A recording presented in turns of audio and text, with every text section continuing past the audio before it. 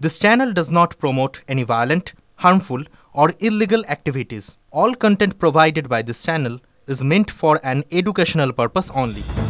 শ্বশুর শাশুড়ি এবং 3 মেয়েকে চায়ের সঙ্গে মাদক জাতীয় কিছু মিশিয়ে খাইয়ে অচৈতন্য করে এক বাড়ির 2 বউকে নিয়ে পালালেন এক যুবক। ভয়ঙ্কর অভিযোগ ঘিরে শোরগোল বাগদার মালিদা গ্রামে। থানার দ্বারস্থ হয়েছেন ওই গৃহবধূর স্বামী। এদিকে আবার স্বামীর দৃষ্টান্তমূলক শাস্তি চেয়েছেন অভিযুক্ত যুবকের স্ত্রী। আমি জানতাম যে আগে ওদের দুজনের সাথে সম্পর্ক ছিল, আগে বড়টার সাথে ছিল সম্পর্ক, বড়টা নিয়ে 2 বার চলে গেছে।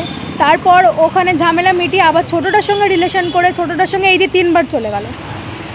এবার তো 2 বউকে নিয়ে পালিয়েছে। হ্যাঁ, এই যে 2 বউকে নিয়ে চলে গেছে, মানে ছোটটার সাথে সম্পর্ক আছে ছোটটার সাথে, কিন্তু নিয়ে গেছে দুটোরই। আমি চাই 3 জনেরই শাস্তি হোক। 3 জনাই যখন অন্যায় করেছে 3 জনেরই শাস্তি চাই। আমার বাচ্চা আছে 2টো, আমার বাচ্চার ভবিষ্যৎ চাই, আমার একটা ভবিষ্যৎ আছে, আমি আমার ভবিষ্যৎ চাই, আমার বাচ্চা 2টো ভবিষ্যৎ চাই। আমার জীবনটা তো এমনি নষ্ট হয়ে গেছে, আমি আমার বাচ্চার আমার ভবিষ্যৎ চাই। বাড়ি ফেরার পরে দেখি মা বাবা বাচ্চা সবাই সেন্স হারিয়ে মানে অজ্ঞান হয়ে শুয়ে আছে। তারপরে আমি ঘরেতে যেয়ে দেখি না বৌদি আসে না বউ আসে, কেউ নেই ঘরেতে। আমার একটা ছোটো বাচ্চাও সেও নেই।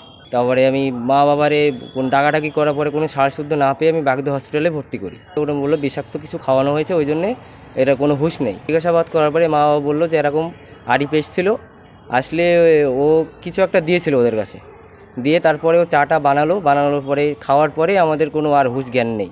আমি থানায় অভিযোগ করেছি, আমি চাচ্ছি আরিফ মোল্লাকে কঠোরভাবে শাস্তি দেওয়া হোক। ও বারবার এরকম করে, ওকে ছেড়ে দেওয়া হয়েছে কিন্তু এখন আর ছাড়া হবে না, ওকে যেন কঠোরভাবে শাস্তি আমি চাচ্ছি। 2 বউ পাইলেছে। কে নিয়ে পালিয়েছে? আরিফ। কি করে জানলেন আরিফ নিয়ে পালিয়েছে? আরিফ নিয়ে গেছে কি করে জানলো? আগে পরে কি সম্পর্ক ছিল? আরিফের সাথে সম্পর্ক ছিল। আরিফ আগের বার এইবার দিয়ে 5 বার হলো। 2 বউমাকে নিয়ে এরকম? 2 বউমাকে নিয়ে। বিষাক্ত ওই আরিফ দিয়ে গেছিল, বৌমাদের কাছে দিয়ে গেছিল, আর বৌমারা তার সাথে মিশিয়ে দিয়েছিল। আপনারা কি সবাই হসপিটালে ভর্তি হয়েছে? হ্যাঁ, সবাই হসপিটালে। TV9 Bangla digital.